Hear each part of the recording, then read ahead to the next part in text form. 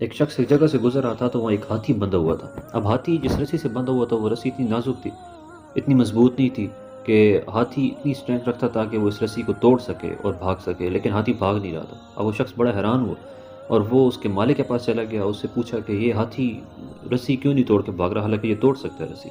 تو اس کے مالک نے کہا کہ جب یہ چھوٹا سا تھا ہاتھی تو میں اسے اسی رسی سے باندھا کرتا تھا، اور اس وقت یہ توڑنے کی کوشش کرتا تھا لیکن توڑ نہیں سکتا تھا، اس وقت اتنی اس میں اسٹرینتھ نہیں تھی۔ اب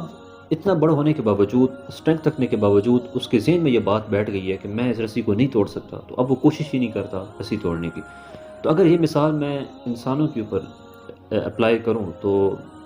ہمیشہ یہی ہوتا ہے کہ جو انسان سوچ لیتا ہے کہ میں یہ کام نہیں کر سکتا،